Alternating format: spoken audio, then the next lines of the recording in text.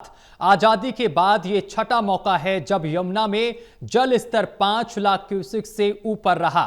खास बात यह है कि आधा दर्जन से एक बार को छोड़कर यमुना में इतना पानी सितंबर महीने में ही रहा और सितंबर में ही यमुना अपना रौद्र रूप क्यों दिखाती है, इसकी कई वजह हैं। बहरहाल यमुना में इतना पानी बहने से प्रदेश के 5 जिलों यमुनानगर, करनाल, सोनीपत, पानीपत और फरीदाबाद हाई अलर्ट पर आ गए हैं। यहां के अलावा दिल्ली को भी खतरा बढ़ गया है। देखिए हमारी एक खास रिपोर्ट।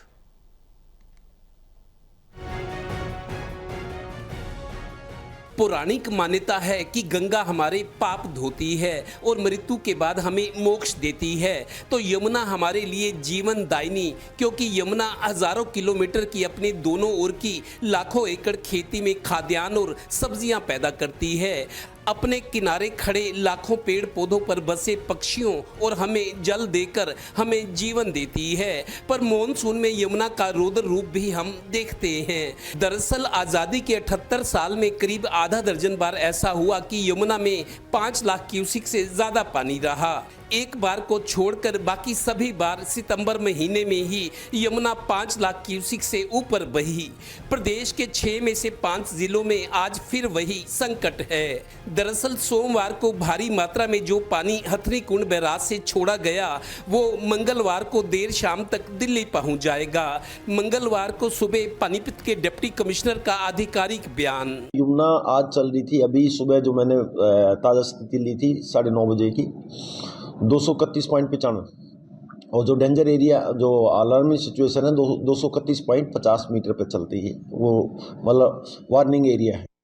और आज चल रही थी सुबह 231.95 पे, कल चल रही थी 231.48 पे, डेंजर एरिया से नीचे था। गौरतलब है कि सितंबर महीने में यमुना में उफान के कई कारण होते हैं। जुलाई अगस्त में मॉनसून के पानी को ज़मीन भी सोख लेती है, क्योंकि तब गर्मी का असर ज़्यादा होता है। सितंबर तक धरती की प्यास बुझ जाती है। नंबर 2 ये कि कैचमेंट एरिया में यमुना की सहायक नदियां पूरे वेग से बहती हैं। इस वजह से भी यमुना नदी में खतरा बढ़ जाता है।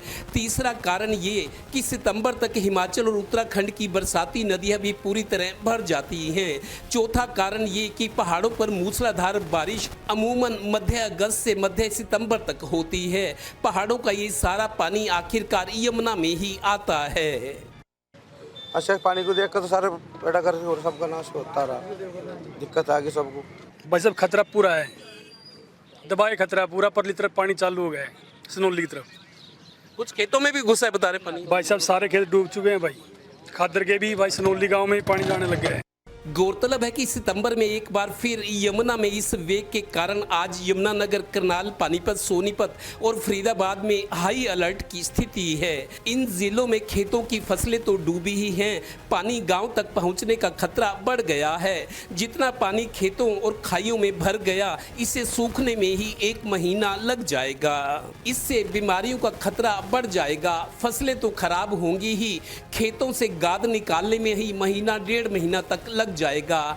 3 साल पहले पानीपत के गांव में आई बाढ़ के कारण डूबे खेतों में यमुना की रेत और गाद आई, तो खनन विभाग ने इस रेत को अपनी प्रॉपर्टी बता दिया था। खेतों में खड़ी गाद, रेत और साफ सफाई में इतना टाइम लग गया कि किसानों की एक फसल लग नहीं पाई। अब फिर वही डर, हे राम, फिर ये प्राकृतिक आपदा। सहयोगी श्रीनिवास और डिम्पी मल्होत्रा के साथ Devendra Kathoria, Total News, Panipat bureau.